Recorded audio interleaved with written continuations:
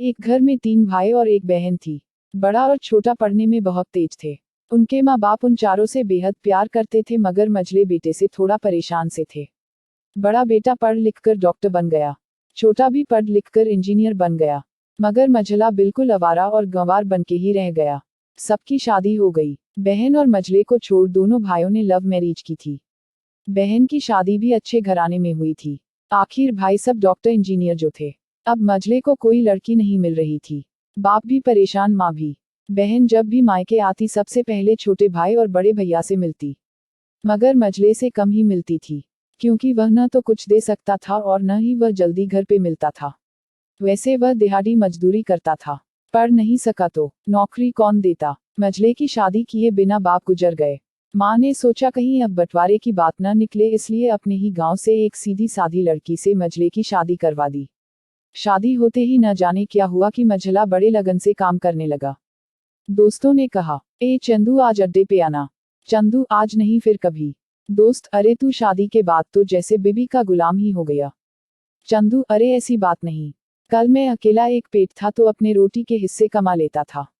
अब 2 पेट है, आज कल और होगा। घरवाले नालायक कहते हैं मेरे लिए चलता है, मगर मेरी पत्नी मुझे कभी नालायक कहे तो मेरी मर्दानगी पर एक भद्दा गाली है। क्योंकि एक पत्नी के लिए उसका पति उसका घमंड, इज्जत और उम्मीद होता है। उसके घरवालों ने भी तो मुझ पर भरोसा करके ही तो अपनी बेटी दी होगी। फिर उनका भरोसा कैसे तोड़ सकता हूँ।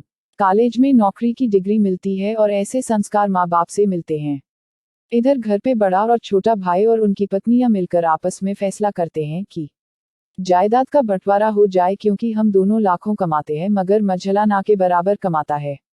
ऐसा नहीं होगा। माँ के लाख मना करने पर भी बंटवारा की तारीख तय होती है। बहन भी आ जाती है, मगर चंदू है कि काम पे निकलने के बाहर आता है। उसके दोनों भाई उसको पकड़कर भीतर लाकर बोलते हैं कि आज तो रुक जा, बंटवारा कर ही लेते हैं। वकील कहता है ऐसा नहीं होता, साइन करना पड़ता है। चंदू, तुम लोग बंटवारा करो, मेरे हिस्से में जो देना है दे देना। मैं शाम को आकर अपना बड़ा सा अंगूठा चिपका दूंगा पेपर पर। बहन, अरे बेवकूफ, तू गंवार का गंवार ही रहेगा। तेरी किस्मत अच्छी है कि तू इतनी अच्छे भाई और भैया मिले। माँ, अरे चंदू आज रुक जा।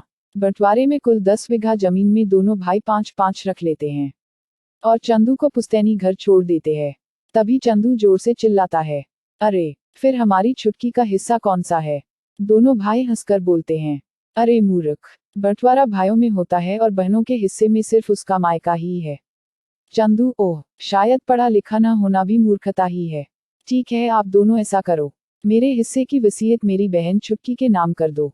दोनों भाई चकित होकर बोलते हैं, और तू। चंदू माँ की ओर देख के मुस्कुरा के बोलता है, मेरे हिस्से में माँ है न। फिर अपनी बीबी की ओर देखकर बोलता है मुस्कुरा के, क्यों चंदूनी जी, क्या मैंने गलत कहा। चंदूनी अपनी सास से लिपट कर कहती है, इससे बड़ी वसीयत क्या होगी मेरे लिए कि मुझे माँ जैसी सासू मिली और बाप जैसा ख्याल रखना वाला पति। बस यही शब्द थे जो बंटवारे को सन्नाटा में बदल दिया। बहन दौड़कर अपने गंवार भैया से गले लगकर रोते हुए कहती है कि माफ कर दो भैया मुझे, क्योंकि मैं समझ न सकी आपको। चंदू, इस घर में तेरा भी उतना ही अधिकार है जीतना हम सभी का। बहुओं को जलाने की हिम्मत किसी में नहीं, मगर फिर भी जलाई जाती है, क्योंकि शादी के बाद हर भाई हर बाप उसे पराया समझने लगते हैं। मगर मेरे लिए तुम सब बहुत अजीज हो, चाहे पास रहो या दूर।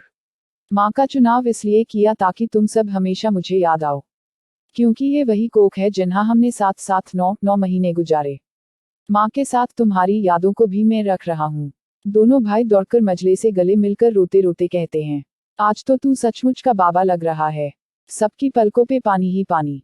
सब एक साथ फिर से रहने लगते हैं।